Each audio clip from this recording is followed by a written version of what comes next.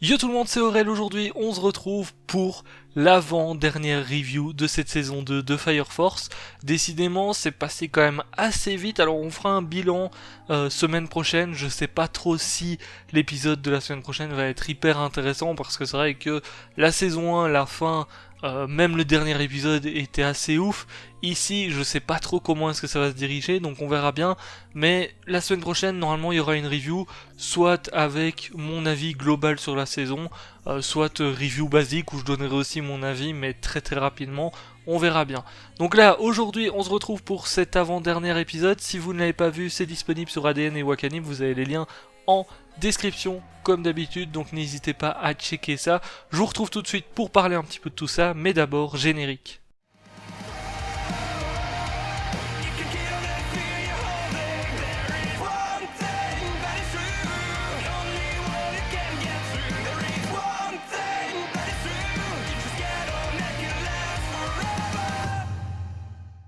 On a eu un épisode plutôt intéressant, je vous le dis directement, au niveau de la review je vais couper en deux, c'est-à-dire que première partie on va parler surtout de Conro et de la Doraling, donc de ce qui est vraiment intéressant dans l'épisode, et en seconde partie on reviendra un petit peu sur l'entraînement de Shinra, Arthur et Tamaki grosso modo. Alors du coup, on va démarrer un petit peu par rapport à Conro. La dernière fois, c'est vrai que Shinra avait fait le rapprochement entre Conro et la Doralink, et c'est pour ça qu'actuellement, la piste qu'ils ont, c'est de checker un petit peu ce qui s'est passé avec Conro. Pourquoi est-ce que il a accès à la Doralink? Parce que dans la saison 1, on avait vu qu'il avait réussi à rentrer en contact avec Shinra grâce à la Doralink. Et c'est vrai que les seules personnes qui ont la Doralink, c'est les personnes qui sont rentrer en contact avec l'Adora. Alors, on a un petit peu plus d'explications par rapport à ça, parce que Conro raconte justement son histoire quand il a affronté le démon à cornes. D'ailleurs, il y a aussi les hommes en blanc, j'ai oublié de le préciser, mais qui sont à la recherche des personnes qui ont l'Adora Link, apparemment, parce qu'il y en avait un qui, justement, a essayé de choper Conro, sauf qu'il n'y est pas arrivé. Donc, à voir à quoi ça va leur servir, parce que l'Adora Link, à quoi est-ce que ça peut leur servir? Je dirais que ça serait peut-être pour trouver les derniers piliers ou quelque chose comme ça, ou faire des recherches là-dessus. C'est ce que je dirais de base. Donc ça, peut-être qu'on l'apprendra un petit peu plus tard, mais en tout cas, maintenant, ils cherchent aussi les utilisateurs de l'Adora Link. Alors, au niveau de Conro, donc on voit un petit peu plus son combat et tout. D'ailleurs, c'est dommage qu'il ait perdu ses pouvoirs parce que je pense que c'était quelqu'un de très très stylé auparavant en combat, même si il n'a pas forcément perdu grand chose, il n'a plus ses pouvoirs, mais grosso modo, enfin il ne peut plus utiliser ses pouvoirs, mais grosso modo je pense qu'il peut encore se battre au moins à main nue correctement, donc ça c'est un petit peu dommage, mais on apprend que dans son combat en fait le démon à cornes qu'il affrontait était un démon à cornes qui lui ressemblait énormément, c'est-à-dire que grosso modo c'était son sosie, on va dire ça comme ça. Et quand il a affronté, ben, à un moment donné, il a été blessé. C'est d'ailleurs ça sa cicatrice qu'il a sur le visage. Suite à ça, à un moment donné, ben, il s'est retrouvé connecté à l'Adora. Et à partir de ce moment-là, ça veut dire qu'il a récupéré l'Adora Link. Hein. C'est ce qu'on nous a appris finalement dans le dernier épisode. Alors là, on peut émettre plusieurs théories parce que Conro, finalement, a la Doraling comme d'autres personnes qu'on a déjà vues auparavant, Barnes par exemple aussi, et eh bien qu'est-ce qu'il y a de similaire entre eux? C'est tout simplement leur cicatrice. Donc c'est-à-dire que les personnes qui ont été, on va dire, blessées par un démon à cornes potentiellement, parce que les démons à cornes sont plus... je sais pas comment dire, mais ils sont au-dessus des démons basiques, on va dire ça comme ça. Et du coup, eh bien, le fait d'être blessé par un démon à cornes qui est un démon, alors on va dire plus haut gradé, peut-être, dans la hiérarchie des démons, même s'il n'y a pas vraiment une hiérarchie là-dedans, mais on va dire qu'un démon à cornes, à mon avis, est plus lié à l'Adora qu'un démon tout à fait normal. Du coup, ça expliquerait pourquoi est-ce qu'une fois blessé par un démon à cornes, tu peut rentrer en contact avec l'Adora. C'est la petite chose qui est en commun par rapport à lui et les autres personnes qui ont l'Adora Link. On peut penser aussi au capitaine de la 4ème compagnie. par exemple, qui lui aussi avait des griffures sur le visage. Si je ne me trompe pas, c'était la quatrième. Hein. Mais lui aussi avait des griffures sur le visage et est rentré justement en connexion avec la Dora. Donc c'est ce qu'on peut dire de base. Alors, par contre, j'ai un petit peu du mal à cerner ce que ça va leur apprendre en plus, finalement. Parce que, en fait, ça, ils auraient pu très bien avoir l'information par rapport au capitaine de la quatrième compagnie.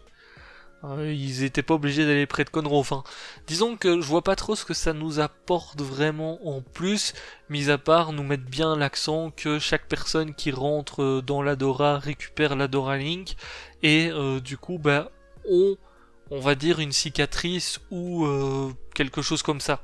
Parce qu'ici, clairement, chaque personne qui ont eu ça ont une cicatrice, ou en tout cas celle que l'on connaît. Donc ça c'est une première chose, mais je dois avouer que j'ai un petit peu du mal à cerner là où ils veulent en venir par rapport à tout ça, parce que c'est des petites choses que on nous a pas dit explicitement auparavant, mais dont on a déjà parlé. Enfin, je veux dire, si on réfléchit bien, les personnes qui ont eu un contact avec la Dora, ben, on peut penser directement pour parler de cette saison-ci, vu que bon, on va dire que c'était il y a moins longtemps, donc on s'en souvient mieux. C'est le capitaine de la quatrième compagnie, et à partir de ce moment-là, bah, c'est vrai que on peut se dire, boum, il a été blessé lui aussi. Alors, il ne me semble pas, par contre, que à l'époque on avait vu que c'était un démon à cornes qui l'a blessé, mais je pense que ça doit être effectivement ça, parce qu'à mon avis, les démons à cornes sont beaucoup plus liés à la Dora que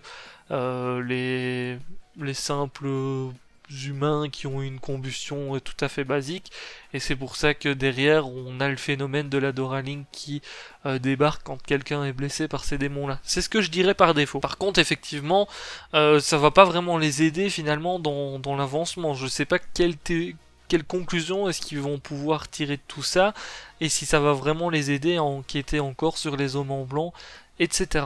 Seconde partie d'épisode, on a eu du coup l'entraînement de Shinra Arthur, mais surtout celui de Tamaki. Alors celui de Tamaki, c'est l'un de ceux que j'attendais, je me doutais qu'on allait avoir un entraînement à un moment donné ou quelque chose en tout cas pour level up un petit peu, parce que c'est vrai que ce soit Shinra, Arthur, Tamaki ou bien les autres, ça se voit que dans certains combats ils ont un petit peu de difficulté.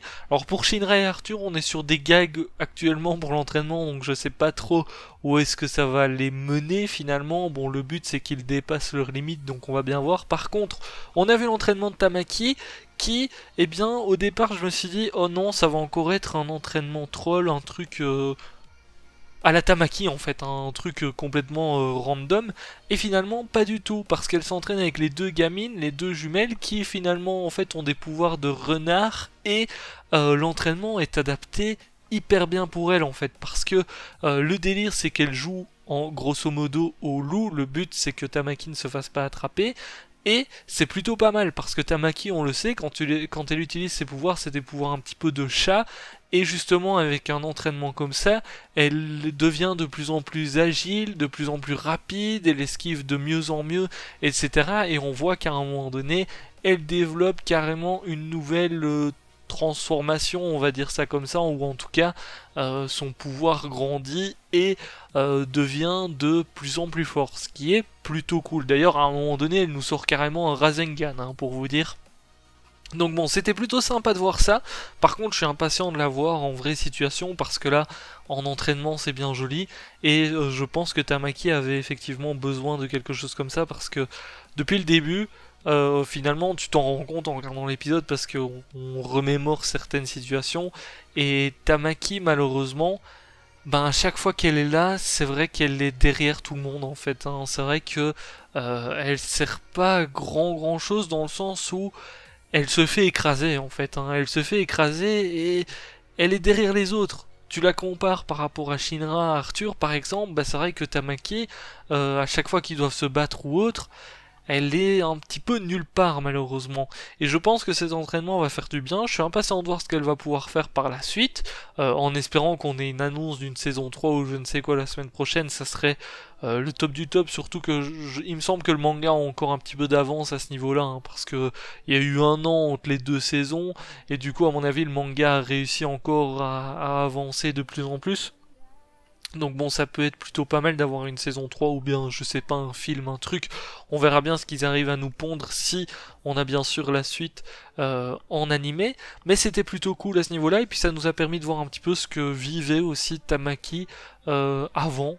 Tout simplement, comment elle a entre guillemets débloqué ses pouvoirs, comment elle était considérée par rapport aux autres filles, etc. Comment les autres filles la considéraient aussi, et tu vois que c'est pas forcément facile pour elle parce qu'en fait que ça soit avant ou maintenant, ben c'est un petit peu la faiblarde hein, finalement, c'est un petit peu la faiblarde à chaque fois et du coup là elle a vraiment envie d'évoluer et j'espère qu'elle va réussir à évoluer même si bon il y a eu toujours des gags par rapport à elle, par rapport à son corps, etc. dans l'épisode, mais c'est vrai que là, après avoir vu cet épisode, j'ai envie que Tamaki évolue et j'ai envie que dans les prochains combats, la prochaine fois qu'ils vont en mission ou autre, on voit une Tamaki différente. Alors, même s'ils gardent les gags, etc., parce qu'à mon avis, on y échappera pas, hein, les gags sur les boobs, le cul, etc., ça sera toujours là.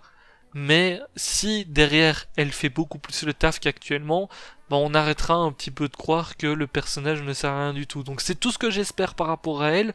On verra bien le prochain épisode. J'ai pas regardé la preview parce que j'ai pas envie de me spoil s'il y a un gros truc dans la preview. Donc écoutez, j'espère qu'on aura quand même un gros truc pour terminer la saison, vu que le prochain c'est le dernier. En tout cas, je vous laisse là pour cette review. N'hésitez pas à lâcher le petit pouce bleu. Ciao, ciao.